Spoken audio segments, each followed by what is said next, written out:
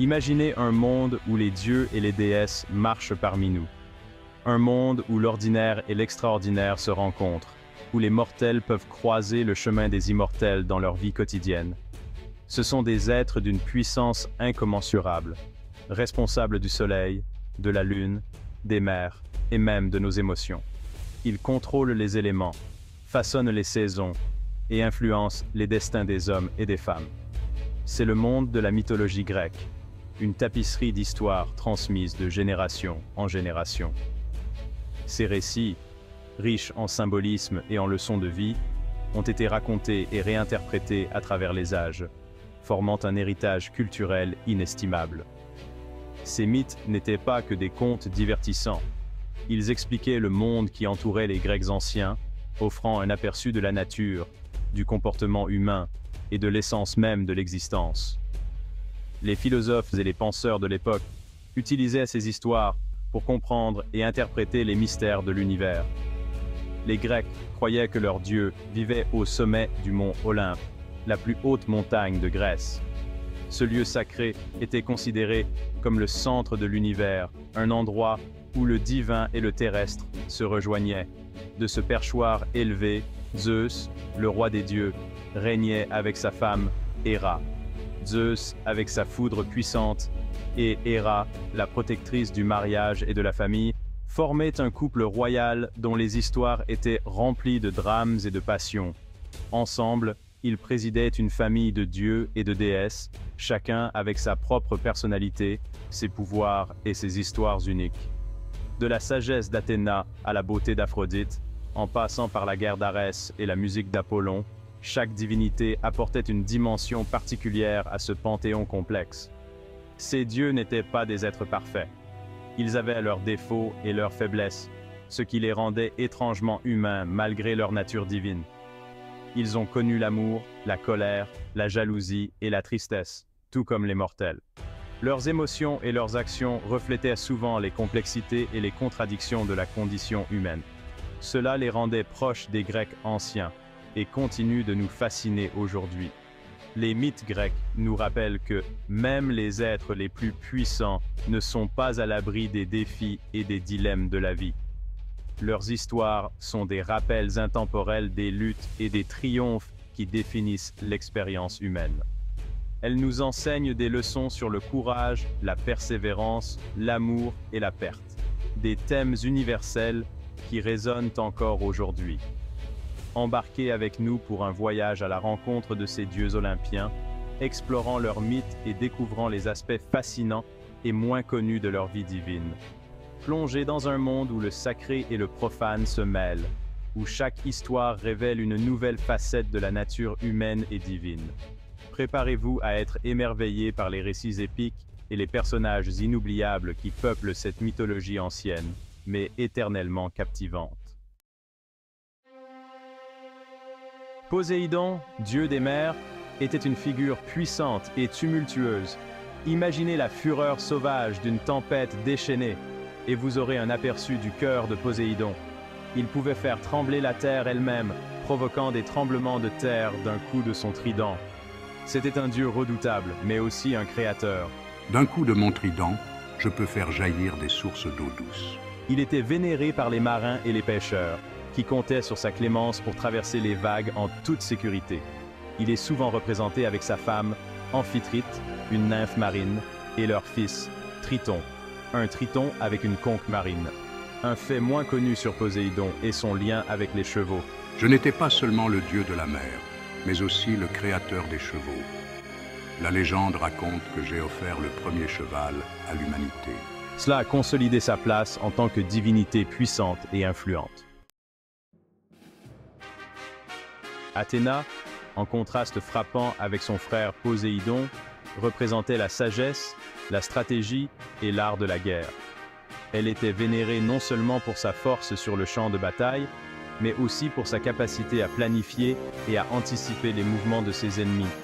Née adulte de la tête de Zeus, un événement unique et miraculeux dans la mythologie grecque, elle était le symbole de l'intelligence et de la pensée stratégique.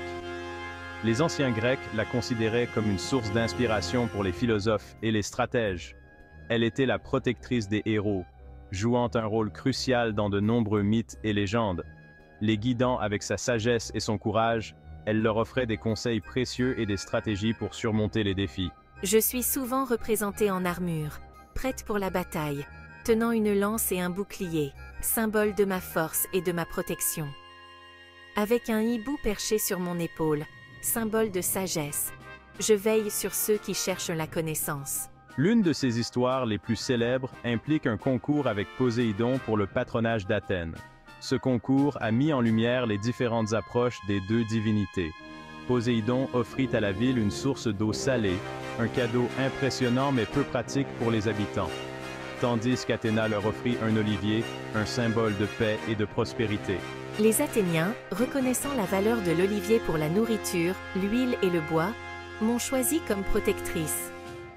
Cet arbre représentait non seulement des ressources matérielles, mais aussi la sagesse et la prévoyance. Ce récit met en lumière l'esprit stratégique d'Athéna et sa capacité à penser au-delà de la force brute. Elle privilégiait des solutions durables et bénéfiques pour la communauté.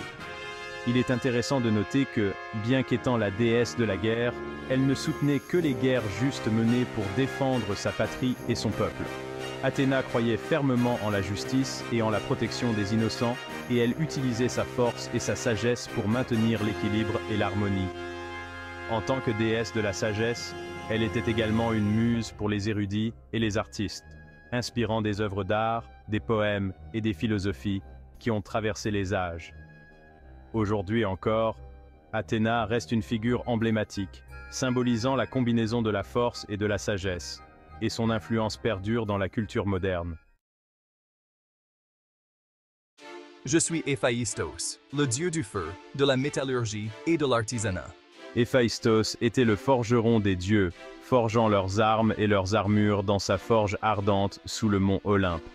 Connu pour son incroyable talent et sa créativité, il façonnait des bijoux complexes, des objets magiques et même la première femme, Pandore. Malgré ma boiterie, résultat de ma chute du mont Olympe provoquée par Zeus, mon artisanat était très respecté par les autres dieux. Un fait intéressant concernant Héphaïstos est qu'il était marié à Aphrodite, la déesse de la beauté. Ce couple apparemment mal assorti met en évidence la croyance grecque antique selon laquelle la vraie beauté pouvait être trouvée dans des endroits inattendus, même au cœur d'une forge ardente. Avec ma forge et mon marteau, je représente le pouvoir de la création et le triomphe de l'habileté sur l'adversité. Je suis Aphrodite, la déesse de l'amour, de la beauté et du désir. Mon existence est une célébration de la passion et de l'esthétique, et mon influence s'étend à travers les âges et les cultures. Ma naissance fut aussi extraordinaire que ma beauté. Émergeant des vagues, je suis née de l'écume de la mer, une création divine qui a captivé l'imagination des mortels et des immortels. Aphrodite émergea, adulte, de l'écume de la mer, née des organes génitaux tranchés d'Ouranos, le dieu du ciel. Cette naissance mythique symbolise la puissance et la beauté qui peuvent surgir des moments les plus inattendus et tumultueux. Son arrivée sur le mont Olympe provoqua une vive émotion parmi les dieux qui furent captivés par sa beauté. Les dieux et les déesses ne pouvaient détourner leur regard de cette nouvelle venue, dont la présence illuminait le royaume céleste. Je suis souvent représentée comme une femme d'une beauté éclatante, parée de bijoux et de fleurs, et je suis accompagnée de mon fils, Eros, le dieu de l'amour. Ensemble, nous incarnons les multiples facettes de l'amour, de la tendresse à la passion ardente. Eros décochait des flèches dans le cœur des mortels et des immortels, allumant l'amour et le désir. Ces flèches étaient infaillibles, créant des liens d'amour et de désir, qui pouvaient être aussi doux que dévastateurs.